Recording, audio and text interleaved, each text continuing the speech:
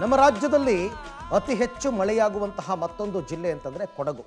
ಈ ಬಾರಿ ಕೂಡ ಕೊಡಗಿನಲ್ಲಿ ವಿಪರೀತವಾದಂತಹ ಮಳೆಯಾಗಿದೆ.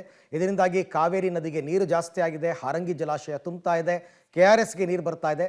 ಕೊಡಗಿನಲ್ಲಿ ಮಳೆಯ ಅವಾಂತರಗಳೇನು ನೋಡೋಣ ಬನ್ನಿ. ಕೊಡಗು ಜಿಲ್ಲೆಯಲ್ಲಿ ಬಿರುಸು ಪಡೆದ ಮಳೆ ರಾಷ್ಟ್ರೀಯ ಹೆದ್ದಾರಿ ಸಂಚಾರಕ್ಕೂ ಕುತ್ತು. ಕೊಡಗು ಜಿಲ್ಲೆಯಲ್ಲಿ ಕಳೆದ 4-5 ದಿನಗಳಿಂದ ತಗ್ಗಿದ ಮಳೆ ಮತ್ತೆ ಬಿರುಸು ಪಡ್ಕೊಂಡಿದೆ. ಮಡಿಕೇರಿ ತಾಲೂಕಿನ ಜೋಡುಪಾಲ, 2ನೇ ಮೊಣ್ಣಗೆರೆ, ಸಂಪಾಜೆ ಭಾಗದಲ್ಲಿ ಮಳೆ ಹೆಚ್ಚಾಗಿದೆ. ನದಿ ತೊರೆಗಳು ಮೈತುಂಬಿ ಹರಿತಾ ಇದ್ದು ನದಿ ಪಾತ್ರದ ಜನರಲ್ಲಿ ಆತಂಕ ಮೂಡಿಸಿದೆ.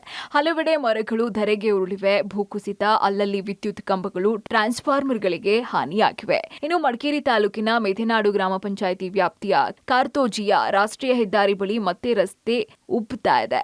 ಕಳೆದ 2020ರಿಂದ ನಿರಂತರವಾಗಿ ಮಳೆಗಾಲದ ಸಂದರ್ಭದಲ್ಲಿ ರಸ್ತೆ ಉಬ್ತಾ ಇದೆ. ಹೀಗಾಗಿ ಮಂಗಳೂರು ಮಡಿಕೇರಿ ರಾಷ್ಟ್ರೀಯ ಹೆದ್ದಾರಿಯಲ್ಲಿ ಸಂಚಾರ ಮಾಡುವ ವಾಹನ ಸವಾರರಲ್ಲಿ ಆತಂಕ ಮನೆ ಮಾಡಿದೆ. ಗುಡ್ಡದಲ್ಲಿ ರಾಷ್ಟ್ರೀಯ ಹೆದ್ದಾರಿ ಕಾಮಗಾರಿ ನಡೆಸುವಂತಹ ಸಂದರ್ಭದಲ್ಲಿ ಭಾರಿ ಪ್ರಮಾಣದ ಮಣ್ಣು ತೆಗೆಯಲಾಗಿತ್ತು. ಅಲ್ಲದೆ ಈ ಹಿಂದೆ ಮಣ್ಣು ಕುಸಿತವಾದಂತಹ ಸ್ಥಳದಲ್ಲಿರುವಂತಹ ಮನೆಗಳಿಗೂ ಸಾಕಷ್ಟು ಹಾನಿಯಾಗಿತ್ತು. ಪ್ರತಿ ಮಳೆಗಾಲದ ಸಂದರ್ಭದಲ್ಲಿ ರಾಷ್ಟ್ರೀಯ ಹೆದ್ದಾರಿ ಪ್ರಾಧಿಕಾರದ ಅಧಿಕಾರಿಗಳು ರಸ್ತೆ ಕಾಮಗಾರಿ ನಡೆಸಿ ಮರು ಡಾಂಬರೀಕರಣ ಮಾಡುತ್ತಿದ್ದಾರೆ. ಆದರೆ ಮಳೆಯಿಂದ ರಸ್ತೆ ಹಾಳಾಗ್ತಾನೆ ಇದ್ದು ವಾಹನ ಸವಾರರಲ್ಲಿ ಆತಂಕ ಮೂಡಿಸಿದೆ. ಕೊಡಗು ಜಿಲ್ಲೆಯಲ್ಲಿ ಕಳೆದ ರಾತ್ರಿಯಿಂದ ಮಳೆ ಬಿರುಸು ಪಡಿತಾ ಇದೆ. ಪ್ರಸ್ತುತ ಪಬ್ಲಿಕ್ ಟಿವಿ ಇದೀಗ ಮಡಿಕೇರಿ ತಾಲೂಕಿನ ಕರ್ತೋಜಿಯ ರಾಷ್ಟ್ರೀಯ ಹೆದ್ದಾರಿ ಬಳಿ ಇದೆ.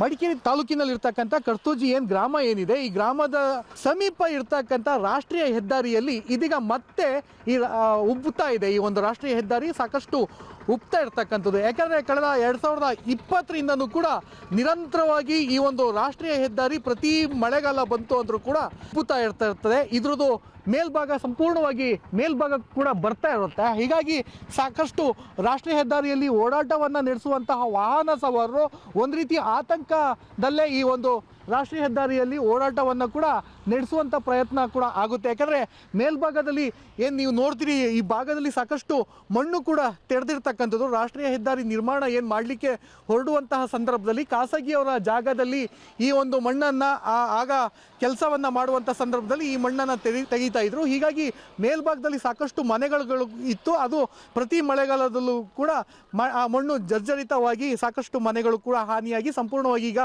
ಮನೆಗಳು ಕೂಡ ನಾಶವಾಗಿರ್ತಕ್ಕಂಥದ್ದು. ಅವರಿಗೆ ಬದಲಿ ಮನೆಯನ್ನು ಕೂಡ ಅಲ್ಲಿನ ಗ್ರಾಮಸ್ಥರು ಏನಿದ್ರು ಅವರಿಗೆ ಬದಲಿ ಮನೆಯನ್ನು ಕೂಡ ಕೊಟ್ಟಿರ್ತಕ್ಕಂಥದ್ದು. ಕಳೆದ ಬಾರಿನೂ ಕೂಡ ಸಾಕಷ್ಟು ಜಾಗ ನೋಡ್ತಿದ್ರಿ, ಈ ರಸ್ತೆ ನೋಡ್ತಿದ್ರೆ ಇದು ಕೂಡ ಉಬ್ಬಿತ್ತು.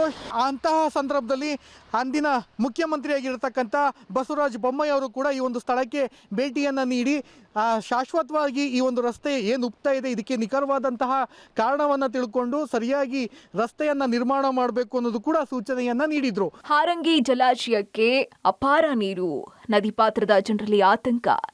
ಮಡಿಕೇರಿ ತಾಲೂಕಿನಲ್ಲಿ ಮಳೆ ಮತ್ತೆ ಬಿರುಸನ್ನ ಪಡ್ಕೊಳ್ತಾ ಇದೆ. ಇದೇ ಹಿನ್ನೆಲೆಯಲ್ಲಿ ಕೊಡಗಿನ ಕುಶಾಲನಗರದ ಹಾರಂಗಿ ಜಲಾಶಯಕ್ಕೆ ಅಧಿಕ ಪ್ರಮಾಣದ ನೀರು ಹರಿದು ಬರ್ತಾ ಇದೆ.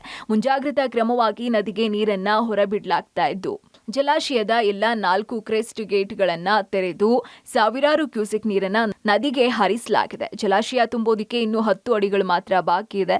ಮುಂದಿನ ದಿನಗಳಲ್ಲಿ ಮತ್ತಷ್ಟು ಮಳೆ ಬಿರುಸು ಪಡೆಯುವ ಸಾಧ್ಯತೆ ಇರೋದ್ರಿಂದ ಕುಶಾಲನಗರ ಹಾಗೂ ನದಿ ಪಾತ್ರದ ಜನರ ಸುರಕ್ಷತೆ ದೃಷ್ಟಿಯಿಂದ ಮುನ್ನೆಚ್ಚರಿಕಾ ಕ್ರಮ ವಹಿಸಲಾಗಿದೆ. ಇನ್ನು ಕೊಡಗು ಜಿಲ್ಲೆಯಲ್ಲಿ ಮಳೆ ಮಧ್ಯೆ ಗಾಳಿ ಅಬ್ಬರವೂ ಜೋರಾಗಿದೆ. ಗಾಳಿಗೆ ಮರಗಳು, ವಿದ್ಯುತ್ ಕಂಬಗಳು ಬುಡ ಮೇಲಾಗ್ತಾ ಇವೆ. ಕೊಡಗು ಜಿಲ್ಲೆಯಲ್ಲಿ ಮಳೆ ಮತ್ತಷ್ಟು ಚುರುಕು ಪಡ್ಕೊಳ್ಳೋ ಮುನ್ಸೂಚನೆ ನೀಡಿದೆ ಹವಾಮಾನ ಇಲಾಖೆ.